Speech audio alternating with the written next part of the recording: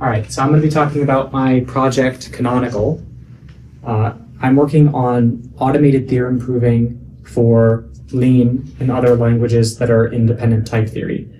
I am not sure what the familiarity is with proof assistance and interactive theorem proving, these kinds of things, but these are languages that have a formal definition of what it means to prove a theorem. You can type the theorem and the system can check it for you and you can be assured of its correctness. And these are built on the foundation of dependent type theory.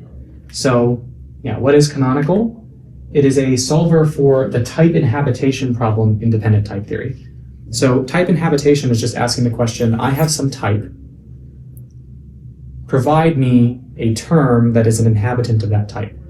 So in dependent type theory, types are essentially a specification, and they can represent many different things. So a type, for instance, can be a theorem statement. And in the case of a theorem statement, the term would be a proof. So you can use type inhabitation to immediately, have an automated theorem prover. But also, just like in your programming languages, types can also represent function signatures. And so you can use it for program synthesis problems. And also types can just be data types of some kind. Maybe you can provide a specification for a certain counterexample you're looking for or something like that. So you can use it to construct concrete objects constructively. An important thing about Canonical is that it's a sound and complete procedure for type inhabitation. So if there is an inhabitant, if there is a proof, if there is a witness, if there is a program satisfying the constraints, we will eventually find it. And in fact, we can even find multiple elements. So we'll eventually find any given element that you're interested in finding. It is parallelized, and it's an optimized Rust program that reduces the problem of type inhabitation to a tree search problem. So it can provide at any given stage a finite number of next steps that are legal, and usually this is very small. The average branching factor is 1.6. And it's available as a Lean tactic. So Canonical itself has no direct relationship with Lean, but how users are going to access it is through a Lean tactic, which translates the goal, sends it to this Rust program. The Rust program can churn, and then it can send it back. And because the algorithm of Canonical is correct by construction, the term that's sent back will type check in Lean, and we don't even have to check it twice or anything like that. We know it's going to be a correct proof term. And the tactic is very powerful. So the natural number game is many people's first foray into formalized mathematics. And in our paper that we submitted to interactive theorem proving, we showed Canonical's performance on the problems from the natural number game. These problems involve induction, almost all of them, or at least we have compared with tools that are not capable of induction, and that's sort of the major difference here, is that going from ASOP to duper, which is a first order reasoner, you get more capability just in terms of the expressivity and the generality of the technique, and going from duper to Canonical is an even higher boost just in terms of the types of theorems that can be expressed in because in principle we have a complete search over terms in dependent type theory, right? So Canonical can perform induction, and it can do so quite well. It could even strengthen the inductive hypothesis. Again, the entire search space is available, so whatever technique you're thinking of from mathematics, technically speaking, it's in the search space. It can supply higher order arguments to premises, so in short, it can do higher order reasoning. That involves synthesizing functions, in this case, or synthesizing relations or predicates or things like that. It can do so. It can constructively witness objects if that's required for the problem. And it can even reason about user-defined primitives. So I mentioned the natural number game, but Canonical actually has no idea what a natural number is. It's never seen a natural number, and most of the problems there are about equalities, and Canonical has no idea what equality is. You have to provide these definitions at the very beginning, and it's searching from completely first principles. It doesn't know any of these notions that many people would regard as maybe primitive or so the search procedure is essentially at present a direct brute force, and yet we can still meaningfully find theorems in this way. So I have a bit of a hypothetical for training an AI? Is it better to train an AI on like the PGN text of chess games, or would you prefer to train it on the tree search directly with the moves, legal moves, discovered and the tree annotated in this way? Right? What would be the preferred way, the preferred method to train your model? I'm going to posit that we might prefer to train on the sort of correct by construction kind of tree search that is innately present in the game, rather than attempting to learn the FXG4s and the all of these things, right? So and here are some reasons why. So if you train on the text, you might have this question of, well, what if the model makes an illegal move? There have been many jokes about people playing chess with ChatGPT and finding that the model does not remember what the board position is and has just there's only so much that the model can be expected to remember about what it's currently doing, about what the position is, or any of these things. If you don't have some kind of symbolic representation of what's going on, or even worse, right? What if you can't tell if you've done something illegal until the end of the game, or at least many moves in the future? And I think this is actually a reasonable problem to be concerned with in Lean, where you really only get an error message from Lean if you've done something, pretty egregious.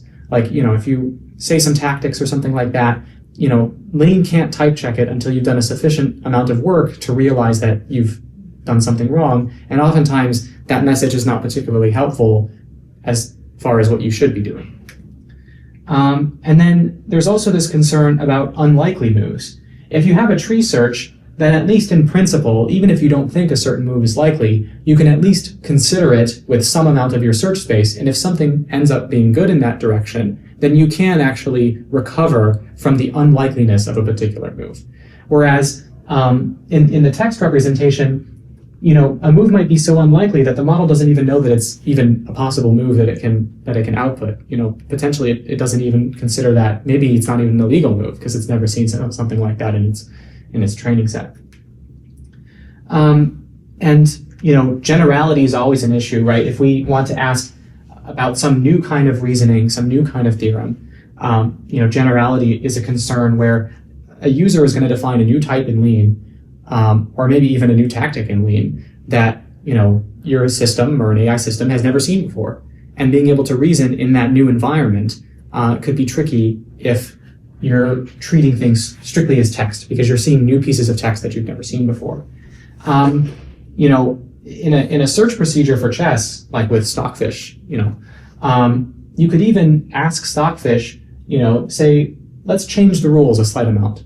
Let's say that en passant is not a legal move, right? And although the heuristics will be negatively impacted by that change, again, at least in principle, it can search and it can cut out those branches that have the illegal move, and it can realize, probably at a superhuman level, how to play this game, even though we've changed the rules, right? And we can still use the same. There's a neural network at the base of Stockfish, right? So it's still a neural network based, but in principle, it can be more robust to these kind of changes. So what we need a Stockfish for dependent type theory, right? So I've shown you this sort of toy example of text versus annotated tree. But now if I switch it to dependent type theory, where we have, the text of a proof versus a tree, I'm going to play this video in a second, suddenly people think it looks a bit different, and they start to prefer training over the text of the theorems rather than training over the tree. Well, part of the reason for that is there hasn't existed a tree until now, but, I think part of the problem is just not been much communication between the folks doing artificial intelligence, inductive reasoning, and the folks doing deductive reasoning, formal methods people, and, by extension, the type theorists who, very rarely make it out to talk, about how things should be done in this way. And so I want to kind of be a bridge between the theory people and the people that are doing, I think, some of the most interesting research in deductive and inductive methods, right? So what we provide is a search tree. So I can play this, and this is what a typical search run for Canonical looks like, you can see the options that are available at any given point. Most of the time there's only one option, but sometimes there's more than one option. And we can fill in various parts of this theorem, one step at a time until we finish the proof, right? And my suggestion is that it's better to think about this tree than it is to think about this as just a sequence, for the same reasons as before. I want to address, though, kind of the elephant in the room. This proof might not look like a proof that you are used to in Lean. This is a Lean proof. Actually, this was generated by Canonical. It is the commutativity of addition. And the commutativity of addition in Lean is quite difficult to prove. There's 3 inductions on natural numbers. We have to generate 2 lemmas as well as the main result. And there's no hints, no anything. This was discovered in under a minute by Canonical. So, but you don't see any word induction in the proof. Instead, induction is represented using this recursor on natural numbers, which is the internal representation of how induction is performed in Lean. So, there's this concern about what am I doing with these are called terms, these are called proof terms, right? Versus tactic-based proofs, which are meta programs that execute and generate proof terms in a more high-level way. So, why am I doing this, and what does it mean? So let me talk a bit about tactic versus term-based proofs. So the thing to understand about tactics is that they are just metaprograms. And so the only way to understand what a metaprogram is going to do is to just execute the metaprogram. That the definition of what that metaprogram does is, it's not intrinsic, it's not, something that can be fully understood. You have to interact with the Lean server in order to understand what that tactic did. There's no, formal semantics for it. Whereas terms have a clear formal definition for what is correct to do. There's a formal semantics and a clear algorithm for how to check them that doesn't involve just running the metaprogram and seeing what happens. And so as a result, so in order to reason with tactics, you have to use informal ideas of their behavior, right? Like when I say induction as a tactic in Lean, you have some perspective about what that tactic does, and you're probably right in the abstract, but you're probably, technically speaking, wrong. Like I could probably show you some examples of what that tactic does that would surprise you. And same with all the other tactics. I mean, the simplification tactic, all of these things are incredibly complicated tactics. So in order to reason with tactics, you need to rely on some kind of informal idea of what their behavior is. Whereas for terms, as I've shown you, we can have a type correct by guarantee exhaustive search procedure of terms. Tactics are language specific. So if you're looking at tactics, you're looking at potentially Lean tactics in specific. And also you have to learn each one individually. They're each semantically different. And if there's a change in that tactic, that would be unfortunate. Or if someone creates a new tactic, that would be unfortunate. But terms are generally quite uniform across languages that are dependent type theory based. And you don't have to worry about somebody adding a new term construct or something like that. What's complete will stay complete for the history of that language, right? So tactics are a very powerful and familiar human interface. They're easy for humans to understand. And so a lot of humans expect a tactic-based proof, and I can understand why, it's a good thing to train on, especially for large language models.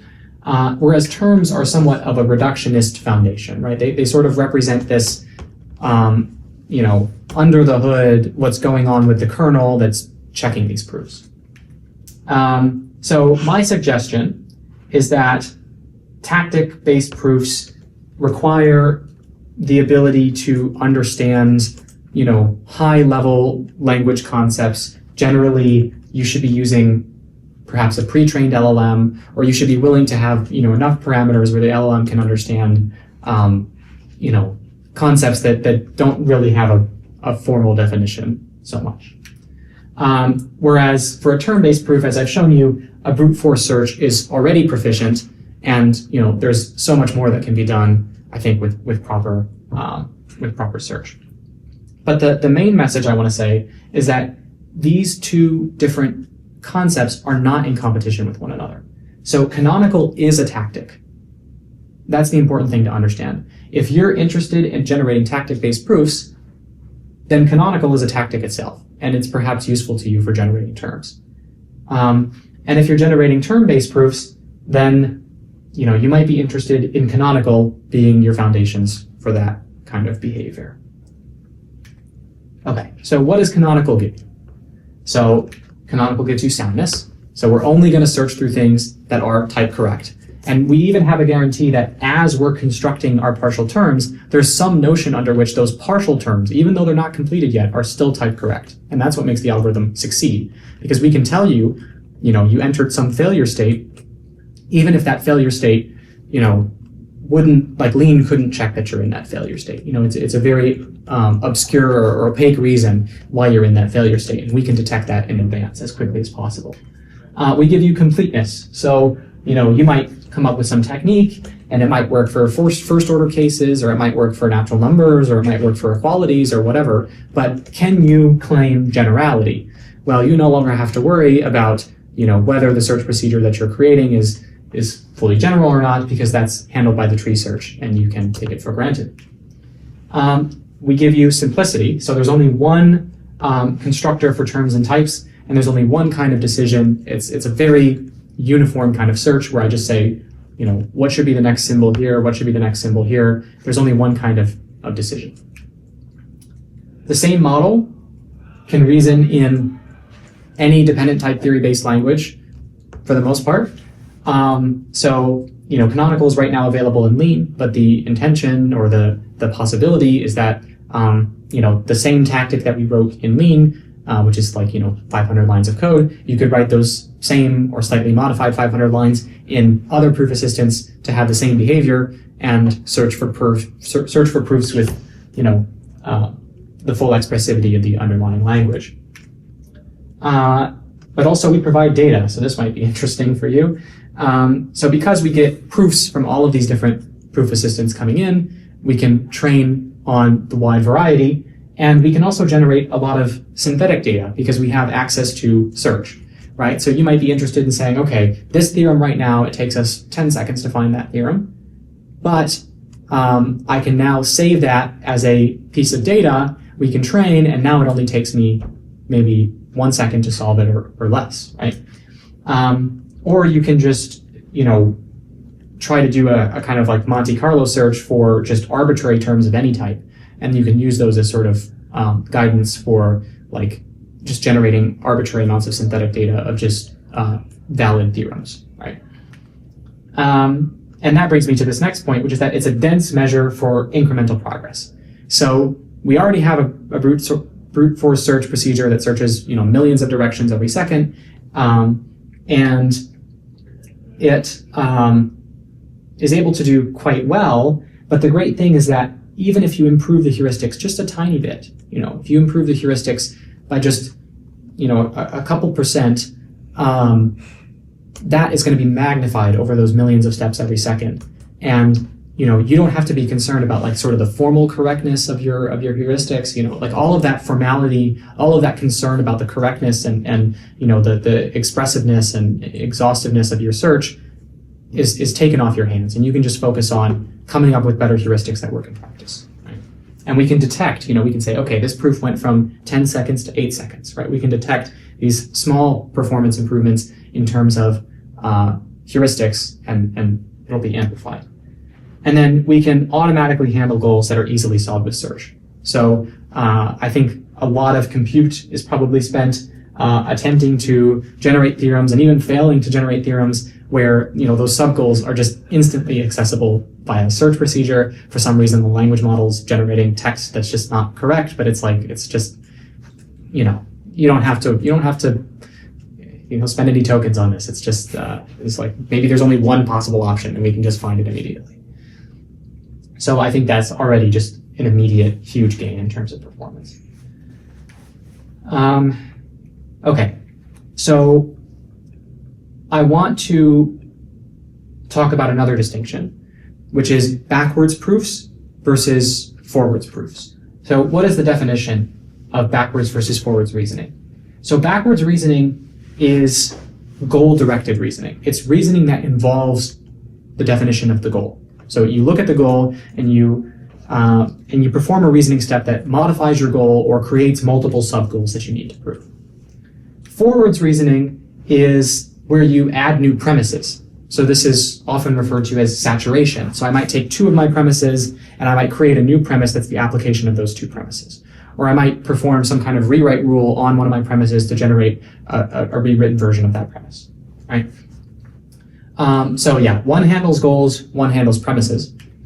So these are some tactics in Lean that I would consider to be backwards reasoning. So when you use the apply tactic, you're saying, I want to apply this function in order to generate my goal. Now my sub-goals are the arguments to that function. Or you have, induction, which you have a goal that involves a natural number or something like that. You perform induction, and now you have a sub-goal for the base case and a sub-goal for the inductive step.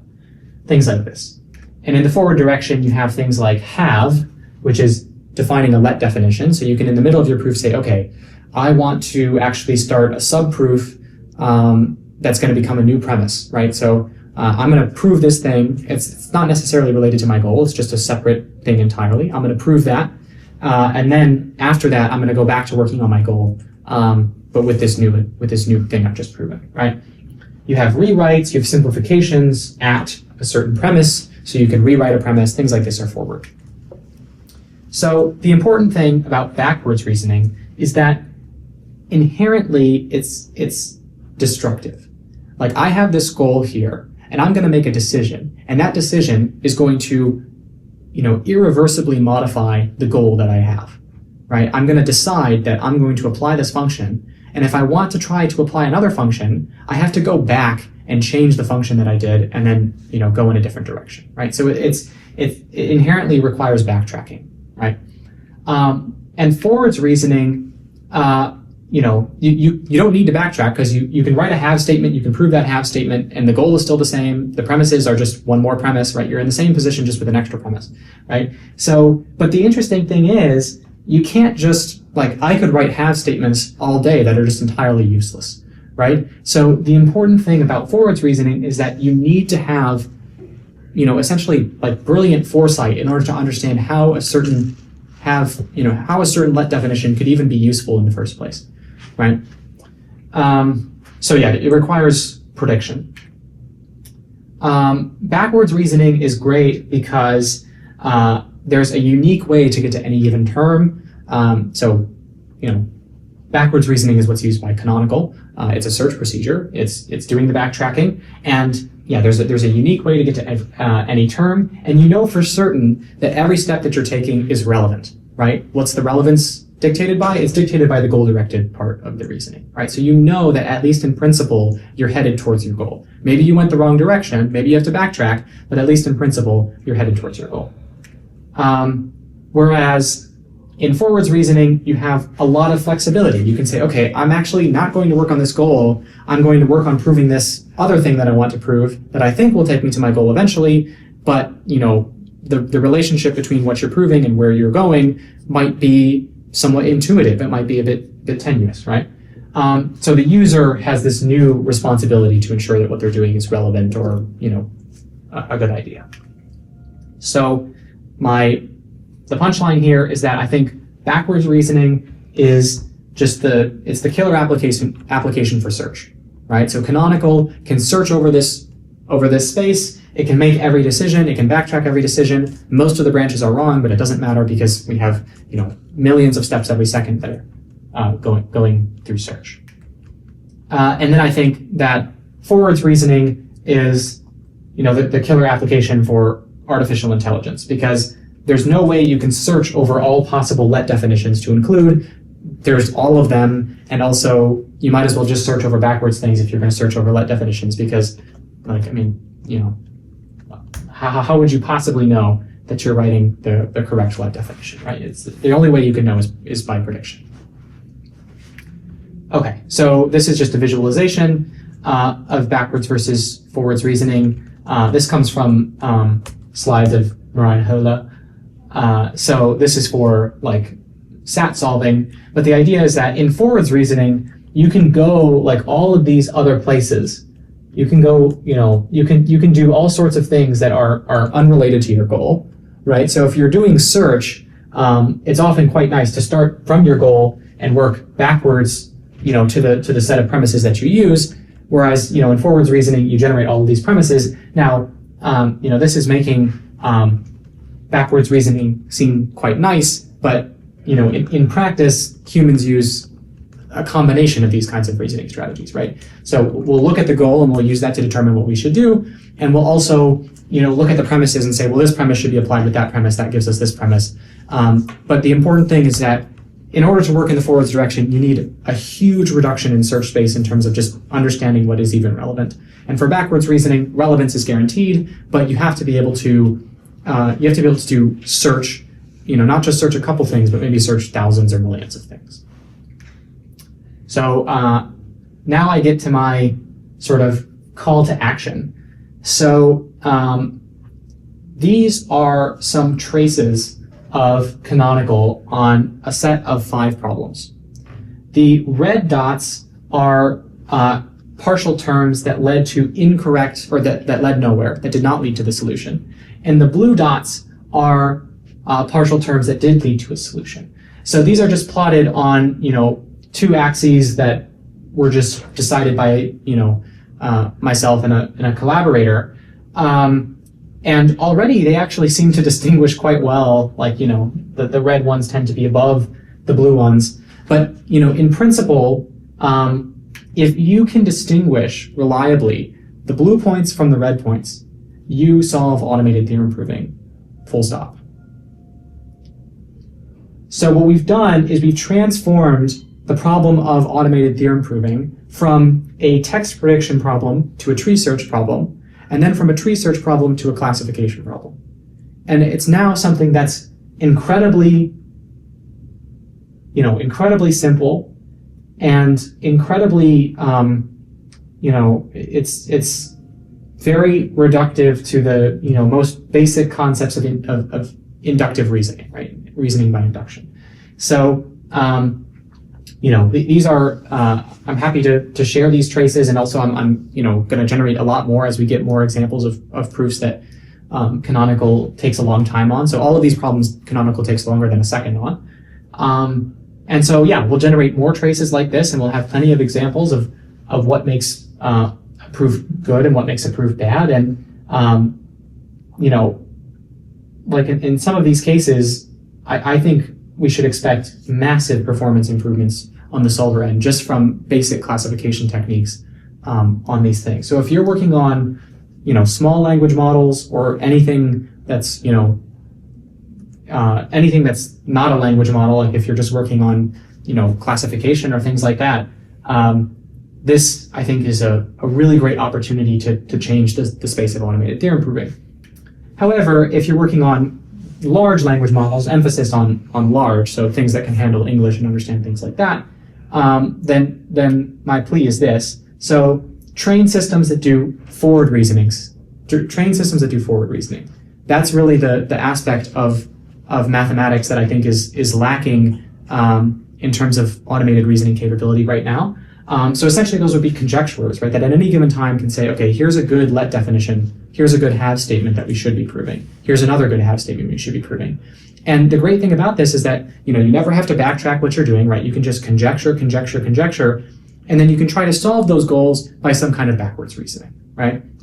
So I think, and backwards reasoning, we're working on making that more robust. But in principle, you can do those kinds of things. If you have a good conjecture, you can do those things by search. And, using reinforcement learning with a symbolic backward reasoner. So you can think of this like tool use in your language model, where you wouldn't ask your language model to, be exceptionally proficient at, specific arithmetic operations and guaranteeing, right? You'd spend all of your time trying to get a high accuracy on certain mathematical operations, as opposed to the actual interesting part and the actual strength of these artificial intelligence systems, which is in their predictability, right? So focus on prediction, focus on predicting the right directions to go, and then let symbolic tools carry out the reasoning that you're interested in, and train with those symbolic tools in mind. So, understanding what the symbolic tools are capable of, training in order to generate things that are both helpful as well as helpful to the backwards reasoner. And then finally, consider a canonical for the back end of such a system. So the paper archive submission that was submitted to ITP, the source code for Canonical in Rust, and the source code for the lean tactic of Canonical, as well as other talks that I've given that are about different topics, are available on my website. So thank you.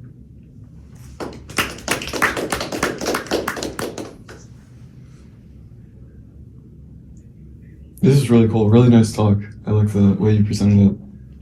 Do you have a demo? I'm curious. Yeah, I do have demos. Unfortunately, right now there was an update to Mac OS that broke like lean builds and stuff like that. So, but I have like all sorts of things that I can show. So I will quickly pull up my website and show some things. Mm-hmm. So this is a constructive logic. This is proving transitivity of equality. This is synthesizing a function vector append. This is the associativity of addition. This is Cantor's theorem, which is higher order. We can generate homomorphisms of a group. We can generate, this is a higher order example about lattices, and this is the commutativity of addition. So, yeah. I have there are demos in the videos, but right now things are broken. So unfortunately I can't. Yeah. Cool. So then right now does it use any type of heuristic for the search? Or yeah, so there is heuristics for the search, but I would say these heuristics are incredibly principled. In the paper, we don't use the term heuristic, just because I think you would look at them and say, okay, that's just correct. Like you should do that. So at least that's how we try to make it seem in the paper. So what we're really looking for is, I think there's already maybe a few more rounds of just things that are principled that we could add. But then after that, you might be interested in sort of specializing a bit or overfitting a bit to what humans are actually interested in, right? So maybe you say, okay, now I'm no longer concerned about just general things, but I'm interested in actually getting better about reasoning about the natural numbers. And you're able to do that without maybe losing the full generality of the search. So that's why I think, I'm looking at these heuristics and I'm saying, I don't know what the right heuristic should be, right? And I don't necessarily want to be coming up with a bunch of hand-tuned things anymore. So there's a general heuristics framework and it's got some basic things in there. And I've spent a lot of time thinking about heuristics. But what I've ended up with is pretty concise. And so that's where I'm interested in, that's why I generated those traces with the blue and red points. It's how can we come up with something that, and there are some techniques in AI where you can generate something that's simultaneously principled as well as, considered by induction, right? Or considered by example. So, maybe a decision tree or something, and maybe eventually those techniques will saturate, and then you'll have to think about, maybe some more complicated things. But Gabriel Poesia tried fun search and stuff like that. And, there are some things that are able to be better than chance. Mm-hmm. Yeah.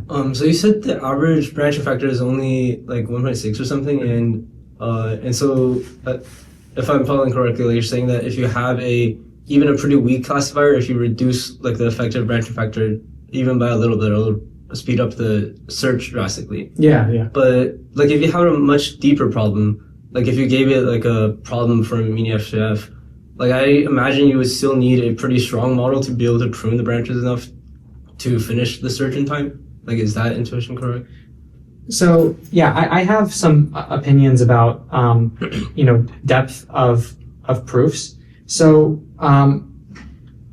what I feel is that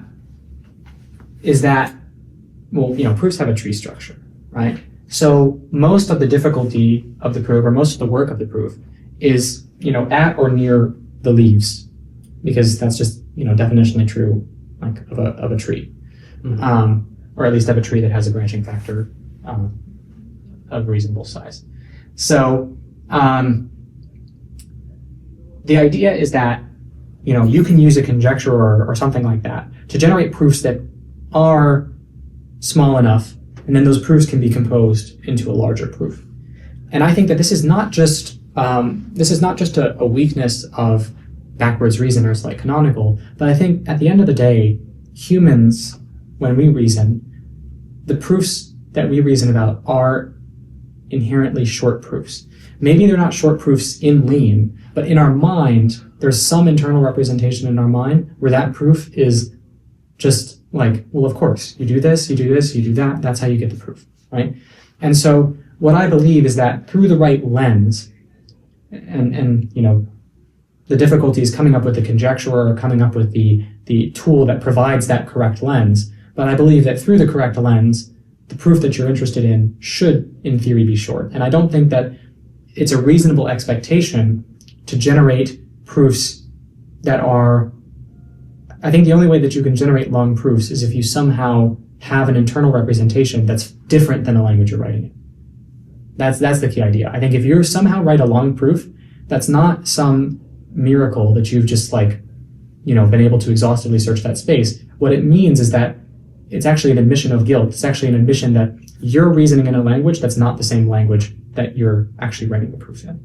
And so my goal is to make the language that you're writing in the language that's in your mind match. And to the extent that they match, I expect proofs should be short.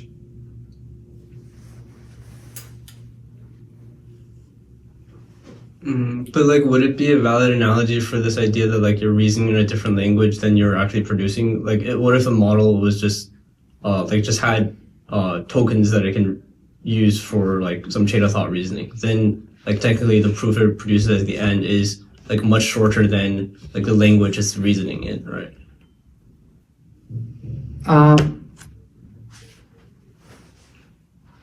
Well, I think that in most cases, we find that when you formalize a proof from English, that proof becomes much larger in a formal language than it is on the pen and paper. Mm-hmm.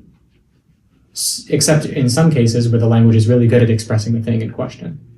And so for that reason, I feel like there's a compression factor in terms of actually informalizing a proof, not formalizing a proof. And that's because I think at any given time, a mathematician is using a custom language designed specifically to discuss the reasoning that they use in order to prove their theorem. Now, chain of thought is kind of a different concept because it's not a cogent proof of the theorem. Instead, it's trying something and then trying something else, or just it's kind of abstract reasoning. But once you have the proof, my claim is that there's sort of an ideal representation of that proof that is maybe not in lean and is maybe not in Peano arithmetic, is maybe not in set theory, but instead is in some kind of ideal representation for that proof. And Canonical has a general enough reasoning capability that you can provide Canonical, your own premises. You can sort of set Canonical up in a very specific way, and then you can have Canonical search under that viewpoint, under that lens, and then and so what do I mean by lens? I mean, well, you could select certain premises, right? So premise selection is a forward reasoning task. Premise selection is a forward reasoning task, should be done by AI. Generating let definitions is a forward reasoning task. I think it should be done by AI. And you do these things, and then in doing so, you provide Canonical with a certain sort of frame of reference under which it can perform its backwards reasoning, right? And if you give it the correct frame of reference, the problem will be easy. If you give it the incorrect frame of reference, the problem will be impossible.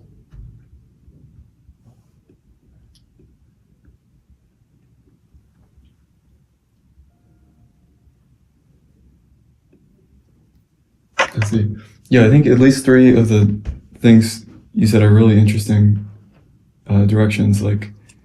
One is this classification, or basically using a neural network to help preempt the search space. The other is incorporating this in with the forward reasoner, so like a language model, where it could learn to, generate the have statements and then call it to Canonical at each one, or something like that. and then the third was the synthetic data generation. So I'm curious, like, are you working on those, or do you see like any big blockers to those, or are you looking for collaborators, or? Yeah, I am looking to collaborate with people in AI. I mean, I'm working with Gabriel Poesia. Yeah, but you said that the classification, the synthetic data generation, and what was the third one? Just combining the backward reasoner with a forward reasoner. Oh, okay. Yeah. So yeah, on all accounts, I am interested, and like I'm saying these things because I've done the work for the past 2 years of making this thing that I think should exist, and the reason I think it should exist is this next step where like I built this because I want to solve automated theorem proving, and I think the right approach is to take advantage of search capability and forward reasoning capability, right? Mm-hmm. So, yeah, like actively working on all these things, but I can't do it alone. Mm-hmm. Because there's just so many different aspects to it that are, that involve canonical, but are outside and extend canonical. So, like the complicated part is that there have been people that have been training on, the text of tactic-based proofs for a long time, and they will continue to train on the text of tactic-based proofs. But the thing about canonical is that canonical will never be used in MathLib. And that's not because, maybe they won't add it into MathLib. I don't know, maybe they will. But the reason is because canonical deletes itself. When you type canonical, it generates a proof term, and that proof term actually replaces the invocation of canonical. Mm-hmm. And so as a result, if you're training on the text of generated proofs, then you'll never see canonical. And so I feel like I have to kind of explain to the folks that are doing the training of these systems, like how it is that they can train with canonical in mind, and why that would be a beneficial thing to do. Mm-hmm. Yeah, and the traces are a brand new thing. I got those a couple weeks ago. Mm-hmm. And I'm going to get more of them this is publicly released, but I haven't made a lot of noise about it yet, but I will, post it in a bunch of different places. Once lean builds get fixed and stuff like that, it's embarrassing that I can't run it on my own machine anymore. So.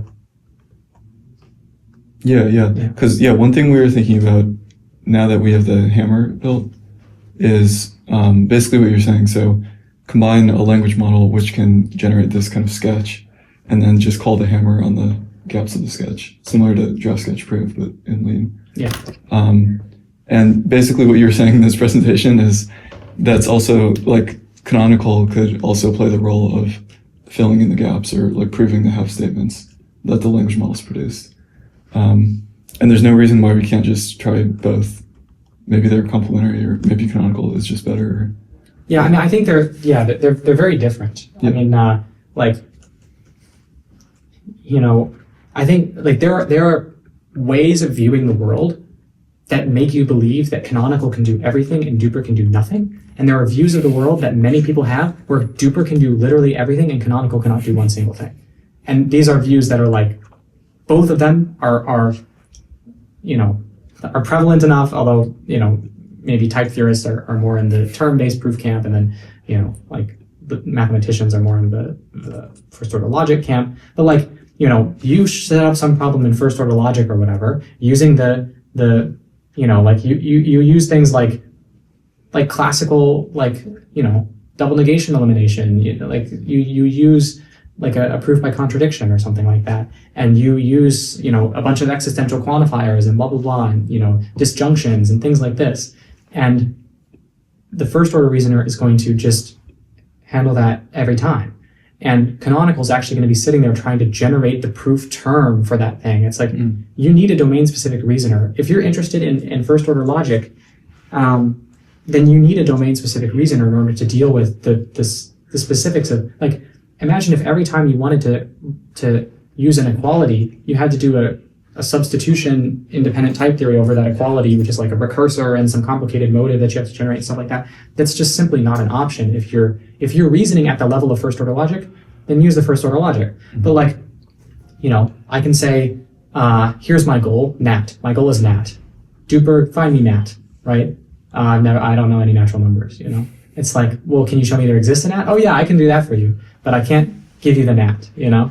It's like, okay, you know, or I have a function from A to B, I have an A, give me a B, you know? I can't do that, right? Well, okay, write me a function from A to A. No, I can't do that, right? So in some opinion of the world, canonical is the only thing that can synthesize functions, apply functions, generate inductive types and stuff like that. But from another perspective, duper is the only thing that can reason, you know, effectively about equalities, quantifiers, logical connectives, right? Things that people really care about. So they're different. Mm-hmm. What is the typical runtime? Well, it's probably too general of a question, but like say a language model is solving an IMO problem and it generates a proof with like, I don't know, 10 half statements. Then how long would it typically take for like IMO problems to either have canonical succeed, or like what do you typically set the timeout at? So the timeout by default is 10 seconds. Mm-hmm. If canonical solves a problem, the common runtime is essentially instant, like 100th of a second or something like that. Okay. We don't have very many examples of problems that both canonical solves and canonical takes longer than a second on, which is why I just showed you those 5, because we just don't have very many examples. And those examples are really important, because if we have those examples, then we can like make those examples better, and that makes new problems possible, right? So those are kind of the ones that we're looking for. But I think the difficulty here is that the things that canonical is good at, or the way that canonical views the world, requires just a different perspective on encoding problems. So one thing to mention is that you have to provide the right premises to canonical, like otherwise it just can't prove it. It doesn't have the premises.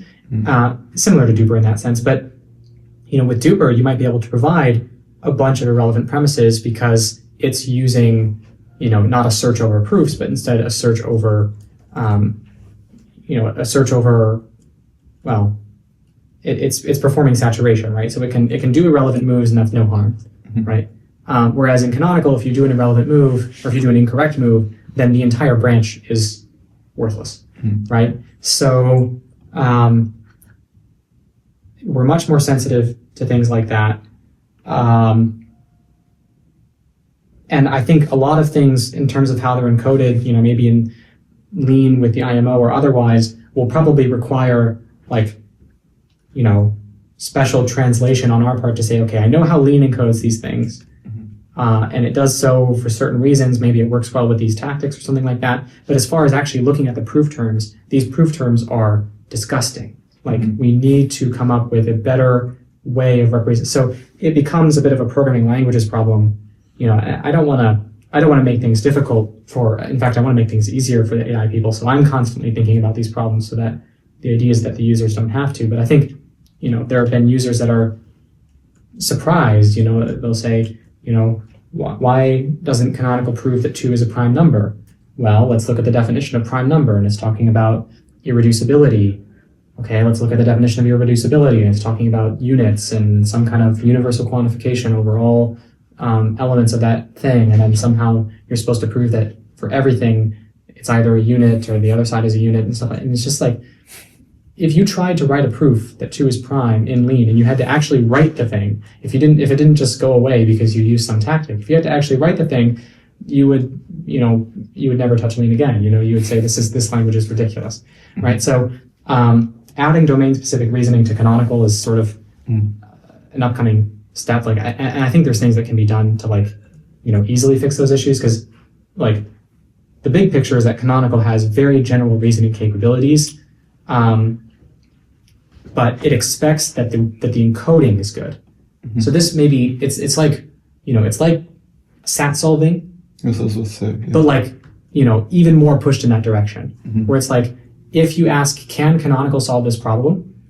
There simply is no good answer to that question, because the answer is always like, what's your encoding? That's always the answer. If your encoding is bad, it will not solve it. But like, you know, if your encoding is just, well, I'm going to encode that property I want to prove is the unit type, and I'm going to encode the proof of that as the inhabitant of the unit type, then it will always prove any theorem that you're interested in, right? Like it all depends on how you encode it. That's the only thing that matters. Is the problem of adding like domain-specific reasoning the same as just providing the right premises, or is there some like, does it actually require like different mechanisms during the search? So right now, Canonical has support for definitional reduction, which is like let definitions, and it has support for reducing things like functions that proceed by recursion. So like we can take two numbers, like 2 plus 3, and that automatically gets reduced to 5. I'm answering your question. It's just I'm going through a bit of a strange way. Yeah. So we can automatically reduce things that have this kind of reduction behavior, and those are Lean's definitional qualities. Those are called definitional qualities in Lean, right? So they reduce, and those two things are equal not by proof, but they're equal just by definition. And so in order to add support for definitional equality, we essentially had to take the original search procedure of Canonical, which has no notion of definitional equality, and then we had to sort of patch on this reduction rule into the search of Canonical so that anytime it saw those things, it would just automatically reduce them. The idea is, okay, so imagine some proof assistant where definitional reduction isn't like a built-in, but instead it's like a tactic, and you have to call that tactic. So in MathLib, there's this tactic called reduce, and it takes expressions and it reduces those expressions just by the definitional reduction rule. So essentially there is a tactic that does this. You could think of what we did in Canonical is essentially perform reasoning modulo reduction. So we took this thing that was a tactic, or hypothetically could be a tactic, and we integrated it into the search procedure, not such that Canonical has to generate instances of that tactic, but such that Canonical reasons as if that tactic is applied by default everywhere all the time. Mm-hmm. So now I can finally get to the point, which is that I think there are natural ways to take other tactics that perform what I would call domain-specific reasoning, like the simplifier, rewrites, inductions, whatever it may be, right? And have those be inherent in the search procedure where anytime it sees 0 plus n, which is actually a simp lemma, it's not true by definition, or 0 plus n equals n, that's not true by definition, it's actually a simp lemma. Anytime it sees that, it automatically gets reduced. Now this time, when we translate back into Lean, we have to actually include the reasoning for why that's the case. But I think Canonical, in principle, can support a lot of domain-specific reasoning in the search procedure itself. Some things you don't even have to do that. So like, when I talk about encoding, I think there's a lot of things going on. Encoding could mean premises. Encoding could mean, finding let definitions and working on those first before working on other things. Encoding could mean changing the actual definitions of things. Like, I know that I told you that, this proof is about, real numbers, but actually it just suffices in order to understand them in terms of like a complete ordered field, right?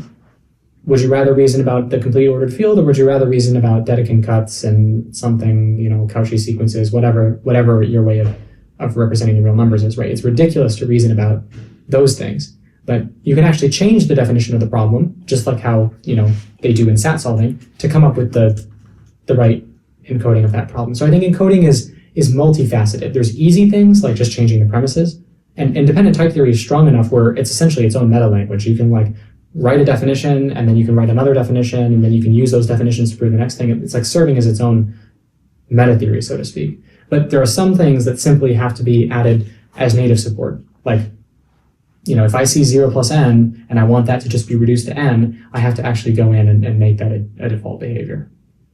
Mm-hmm. Is there like you mentioned, this might be the last question. Yeah, it's 12. You mentioned that users find it surprising sometimes that like it can't prove why 2 is prime. Mm-hmm. Is there like some set of problems that maybe it's in the paper or something where I could read through and get some sense of like, okay, it would work on this, it wouldn't work on this, or is it kind of difficult to tell intuitively the kinds of problems that it would work on, the kinds of problems it wouldn't? if that makes sense. Yeah. So the natural number game is a great example of problems that we do well on because it's about the foundations, right? So like we're talking about natural numbers, which are like a default, foundational definition, and we're proving the basic things about that definition. And there is one and only one condition for whether canonical will succeed, which is, does there exist a short proof term? That's the question. Does there exist a short proof term? Now, what we're revealing is that people that write proofs in Lean don't actually typically have a very good sense of whether there does or does not exist a short proof term. And I have a bit too much knowledge about that. Like maybe I'm sort of underestimating how difficult it is to determine that kind of information. But that is the one and only one condition. And I mean, what we're legitimately going to do is when we release it, we're going to essentially allow people to file it as a bug report if they find a short proof that Canonical doesn't find. But what's going to end up happening is people are going to find some proof that they think is a bug. They're going to open up a GitHub issue. They're going to say, oh, you need to provide a proof term. They're going to say, what's that? Or they're going to say, oh, okay, I guess I'll start looking at what the term of this thing is. The term that's generated is gigantic. And they're like, oh, I thought this was easy. Turns out it's not easy. But in general, you want things that are operating in kind of a, constructive way with maybe, limited, you want to have a few constant symbols that you're interested in combining. And I guess for most systems, you're scared of dependent type theory. But for Canonical, Canonical thrives in the full dependence of dependent type theory. It just loves to take advantage of all that dependence. And it's a very strange set of things that Canonical does. But the advantage of it is that you can do more. You can prove, you can inhabit types that are not even propositions. I know that we're interested in proving, but generating programs is also really interesting. And then maybe generating a program and a proof that program is correct. And I think that dependent type theory is maybe a good foundation, not just for some mathematics, but a good foundations for generally how humans reason and what we like to reason about inside math and outside math. So that's why I'm interested in it.